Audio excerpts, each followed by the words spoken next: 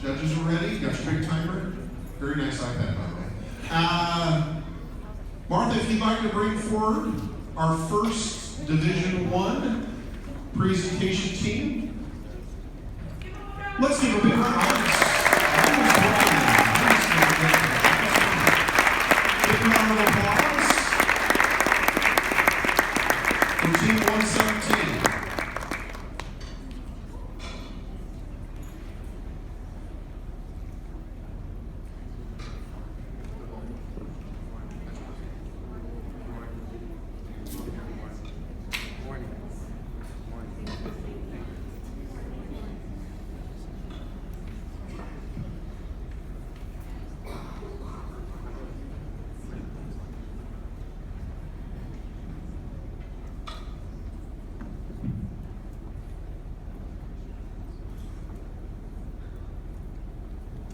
Good morning, everyone. We are Team 117E. My name is Holly. This is Anna, Luke, Mitchell, and Julia. And we will be discussing strategy and innovation at Blackfoot Farms. Family owned and operated, Blackfoot Farms has been a leading producer of dairy products for the southeastern region of Idaho since 1942. Recently, dairy farms have faced many economic challenges, but due to Blackfoot's long-term strategy, they have been continued able to succeed. In the last 20 years, Blackfoot has become larger and more productive by expanding their land, livestock, and workforce. Blackfoot continues to grow and adapt with technological innovations, but the absence of a formalized HR department has led to several dynamic issues. With the upcoming launch of a fourth facility, Blackfoot Farms must attend to various issues to advance HR and maintain their strong position in the market. Many of the major and minor issues that Blackfoot Farms is facing stem from a lack of formalized HR policies and procedures.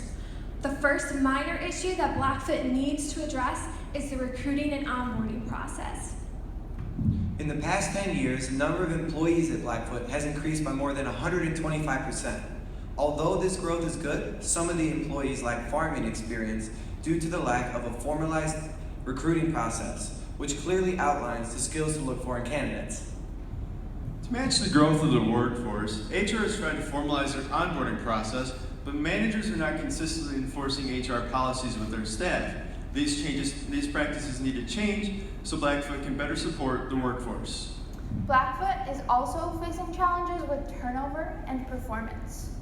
In the past 10 years, HR has experienced turnover of 3 of their own HR managers. These managers had sufficient knowledge and experience, but lacked the strategic perspective that Blackfoot desperately needed. Over the past 5 years, turnover in production facilities has increased by 25%, primarily in the non-immigrant workforce. This turnover stems from employees' frustration over the lack of advancement opportunities within their field. Advancement is typically the outcome of good performance, but Blackfoot does not have performance evaluation systems or performance goals for their employees. In a recent study at the Technical University in Munich, researchers found that even without incentives, goal setting improves performance by 12 to 15%.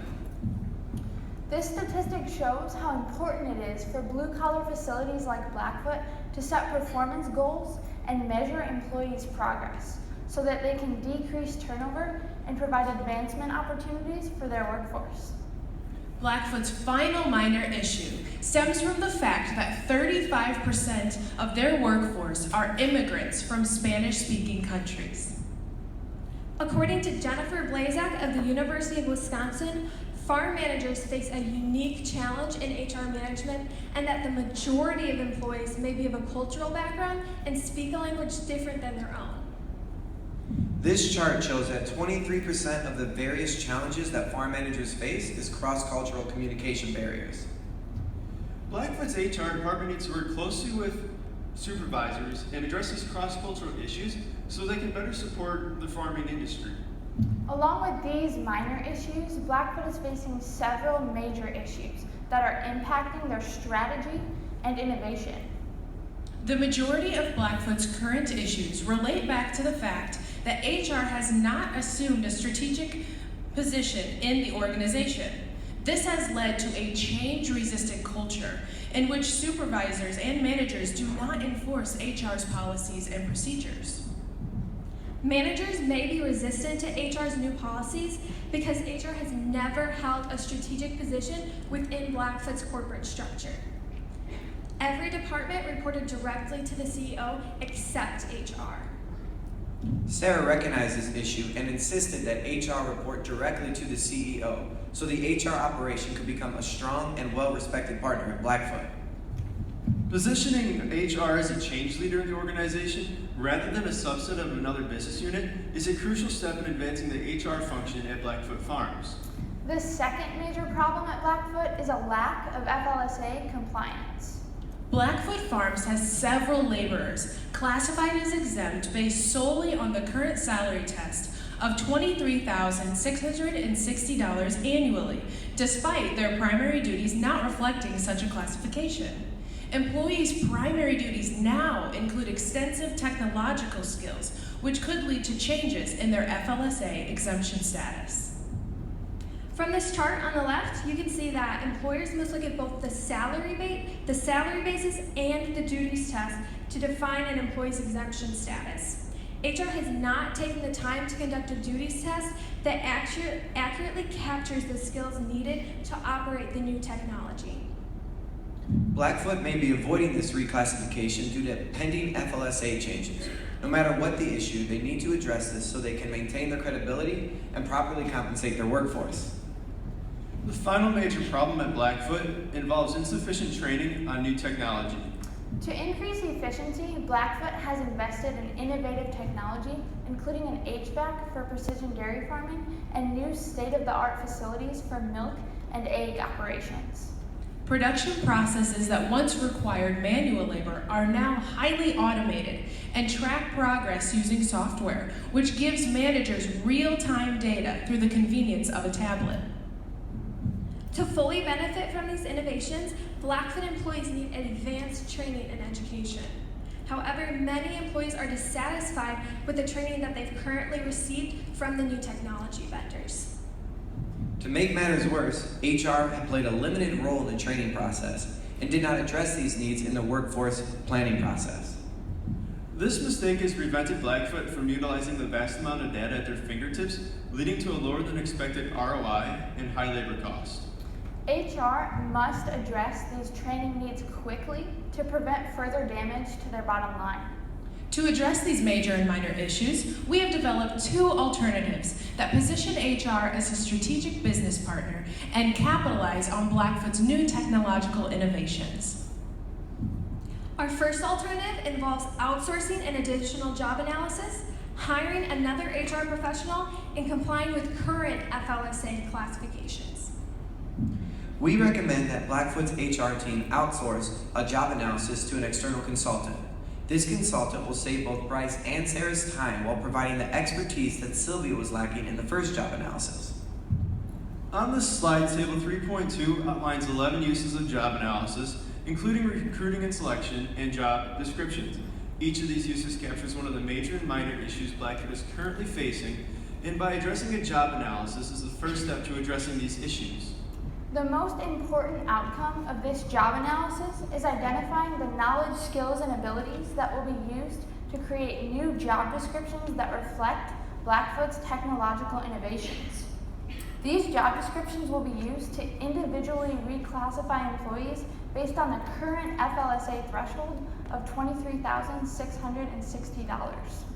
These KSAs from the job analysis can be used to address Blackfoot's first minor issue, recruiting and onboarding. KSAs will provide the criteria HR needs to hire more qualified candidates. To address cross-cultural issues at Blackfoot, we also recommend hiring a bilingual training and HR specialist who would play an integral role in communicating the reclassifications to the workforce, being especially helpful to the Spanish-speaking employees. To address performance and retention, this new hire will work with the rest of the HR team to develop performance evaluation systems with benefits and rewards, which will lead to increased retention and improved performance according to the Incentive Research Foundation. This new HR professional We'll facilitate technology-focused training for production supervisors and ensure the transfer of training between the production supervisors and their staff. If supervisors continue to resist policies and procedures, HR will implement a disciplinary action program.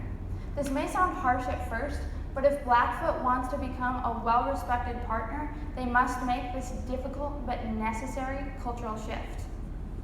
Our second alternative will address the issues at Blackfoot by using talent from within the organization, adopting a future-oriented approach on FLSA compliance, and positioning HR as a strategic business partner. We recommend that Sarah partner with Bryce and the other directors to conduct a job analysis of the production positions. With her background in organizational development, Sarah will be the perfect person to complete this task. We recommend that Sarah use a position analysis questionnaire, or PAQ, because it can be distributed to many employees in an efficient manner. This will address Bryce's concern about the time-consuming nature of a job analysis. PACs are not only efficient, but are dynamic in their scope. According to Spector, a professor at the University of Florida, they cover a variety of task requirements and use of equipment and technology. Each question of the PAC captures elements that can be translated into any KSA for any job. As we mentioned in Alternative 1, these KSAs will lead to better job descriptions, which will allow for more thorough recruiting processes and an assessment of Blackfoot's training needs. The job analysis and resulting KSAs are a dynamic solution to Blackfoot's workforce planning issues. After conducting the job analysis, Sarah will conduct a job evaluation to identify the compensable factors that will be used to classify employees based on pending FLSA thresholds of either the previously proposed $47,476 or either the projections under the Trump administration.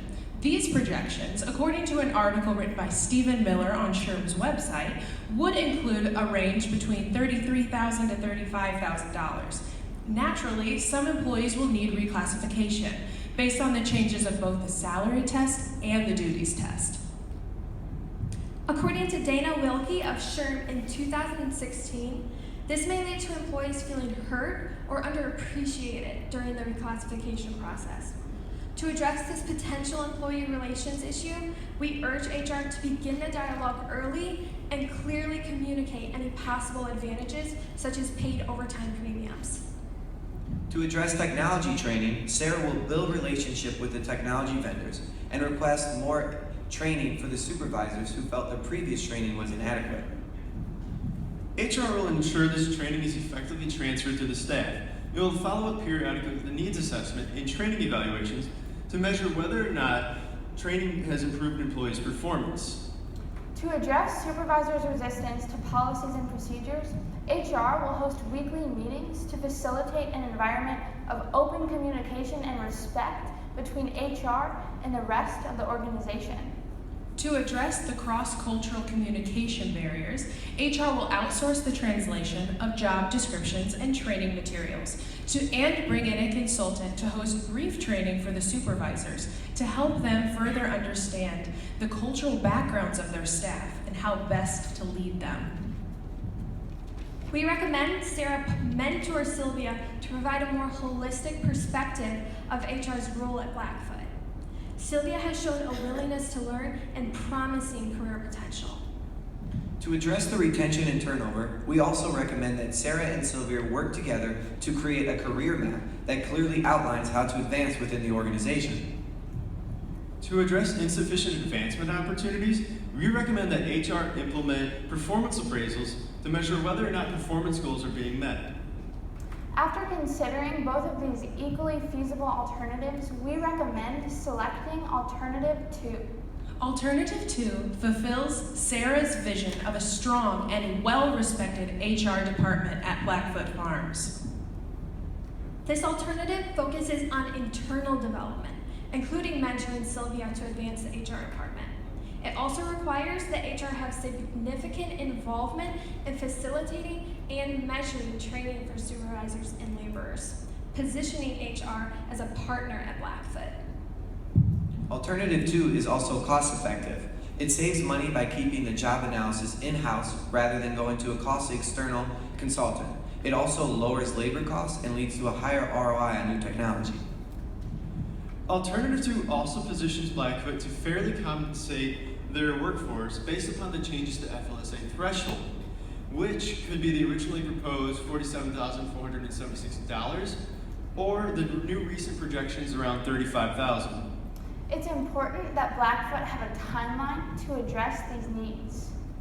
In the timeline, the HR department needs to prioritize the job analysis because it provides the foundation they need to address all of the major and minor issues at Blackfoot.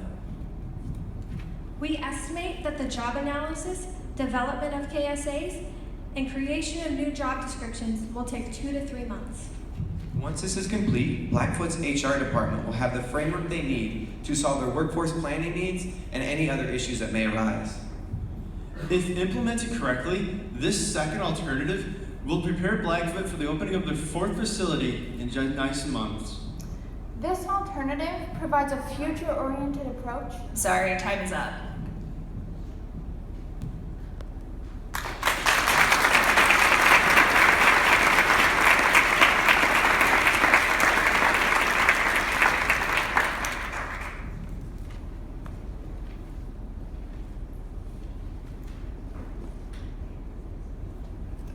Talk to me a little bit about how you would handle the differences between someone that may be moving from non-exempt to exempt versus someone moving from exempt to or vice versa.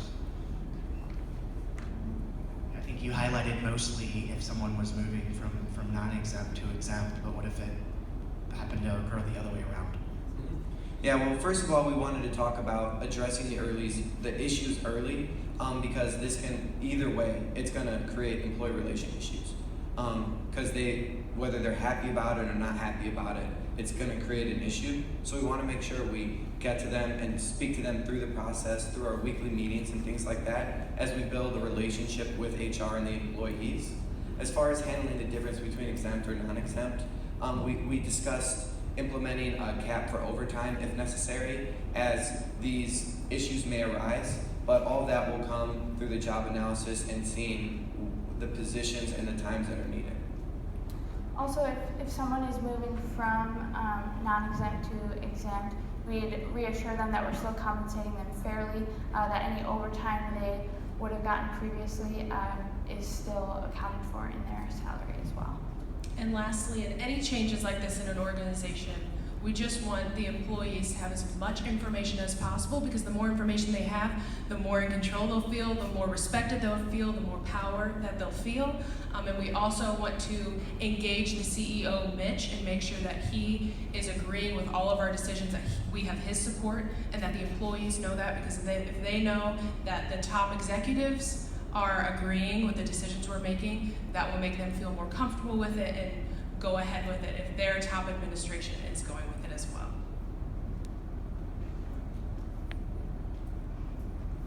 One of the things that you mentioned was to mentor Sylvia and give her a career map. What are your plans? This is a bit of a twofold question, but what are your plans on how to measure the success of her progression with that career map? I think what we'd first do to measure her success is give her a training needs assessment, just to see where her strengths and weaknesses are. We know she has strengths, but we want to know her weaknesses as well so we can grow her. Sarah would specifically do that, and I think one area that they need the most work in is building relationships with supervisors and people out in the farm. So Sarah would do that and bring Sylvia along with her, just to kind of teach her how to become, to build rapport with the employees and just become a well-respected partner. And to build a little off of that, to build her, measure her performance, I'd say, do like a 360-degree appraisal of her. If she's going out and talking to the employees, she's going to be able to build relationships with them, and they're going to talk about her and how she is, and if they don't like her, upper management is going to hear about it. But if they do like her, we're gonna know she's doing good at building those relationships and communicating effectively with each person. Just to add really quick, if we had to put a timeline on that, it would probably be every 30 days we would reevaluate her, have meetings with her, so she could continue to progress. So the second part of my question is, if she doesn't make the positive changes that the organization needs to move forward, what would be your plans for next steps? I think what would be necessary for that is to continue the dialogue with her and show her where we need her to be and what she's lacking in, and put a little extra work into that. If it's month after month after month and she's not hitting what we need, we'd have to look into that further and see where the right direction is for the company. I think we would also need to put her on a performance improvement plan, give her maybe a 3-month window there, and if she hasn't met our expectations after 3 months, we'll examine further options. And this alternative is all about building from within. And we see that Sylvia has that potential, and we want to keep her. We don't want her to have to leave. We want to build up on her strengths, capitalize on what she's good at. So yes, we will try our best to show her where we want her, give her the training she needs, give her all the support and encouragement that she needs, because we want to keep her here. We want to build her up and build the HR department as much as we can from within.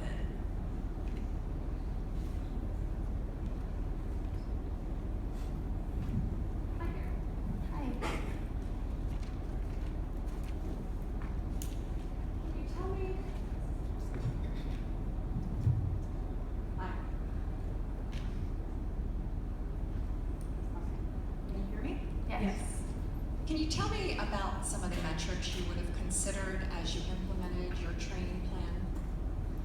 I think one of the most important metrics with the training on the technology would be the output of the milk and egg operations.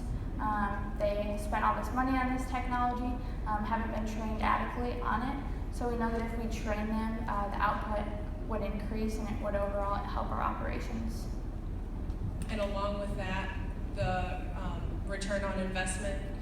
We would also look at the metrics of turnover and retention, because that is a big part of this alternative, is improving the training, building up the staff, making them feel respected and prepared for their jobs. So that would be another metric that we would look at, comparing those numbers.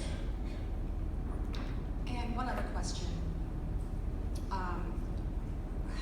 What is your consideration for an organization-wide communication plan about your training? How would you do that?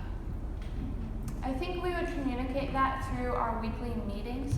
So we'll set a time once a week to meet with all of the supervisors, and we'll discuss what's going on, get their input as well to facilitate that open communication. Sarah and Sylvia would develop a training plan. They would share that with the supervisors at that meeting, and the supervisors would then share that with those on the farm. And we'd make sure that the employees feel welcome to approach HR with any questions that they have, just so there's a lot of open communication and respect between everyone. And to add to that, Blackfoot Farms is a family organization. There are family relationships happening. Family communication sometimes can be hard, but this is a 4th generation farming company, and they have done very well. So we don't see those as communication issues, but we still want to address them, realize that they exist, and continue to foster that, since Sarah is now in the mix of the family.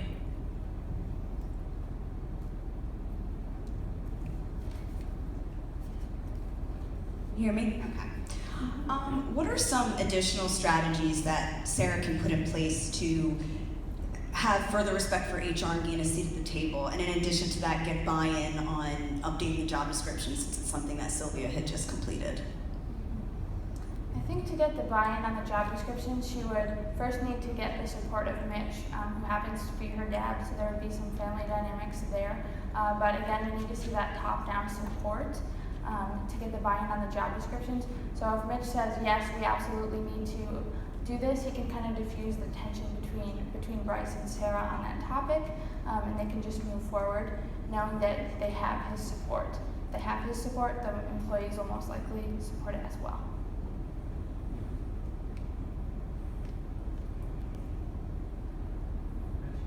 You mentioned a blended approach of using consultants from the outside as well as hiring additional staff. Have you thought about the financial resources that are required to attain your program?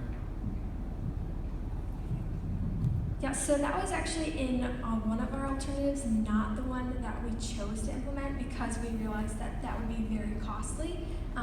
We definitely wanted to promote growth from within, internal development. That's not only more cost effective, but we think that that would just be the better option. And around that discussion, we did look up on Glassdoor how much in that region of Idaho, how much that bilingual HR professional would be, what their salary would be, and it was very extensive. And that led us to look inward and say, why not grow this company from within? Because yes, it would be very costly. And these nitty-gritty jobs that we wanted to outsource, we thought it would just be more beneficial to allow that to bond the HR department, for them to work through these hard jobs, even though maybe it would be easier just to give to somebody else to do. But that would be all part of building up this company and this HR team. With that approach, all the data that's being developed, where will you store it and how will you be able to maximize the use of it now as well as into the future? Well, we'd have to work with the IT department and see how they're getting the data, how they're storing the data. We'd have to look into that further.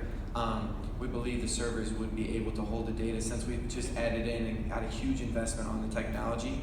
But we'd work with all the chief financial officers and all the officers to make sure to see the data, to use the data, and where it can be improved and where we're hitting our peaks. I think we would also have conversations with the vendors who we brought in previously just to make sure that our systems align with the data that we need to store. I think that's all part of HR, being a partner, not only with people within the organization, but also people that are external to the organization.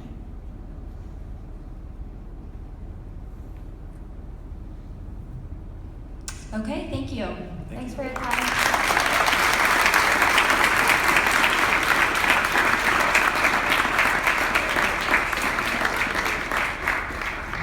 All right, so here we go. This team is going to leave the room, and you're welcome to say they're going to leave the room. We're going to give our judges 15 minutes. During those 15 minutes, we have something we're going to ask you to do at your table. What we want you to do while the judges are filling out their score sheets, we're going to ask you to share kind of what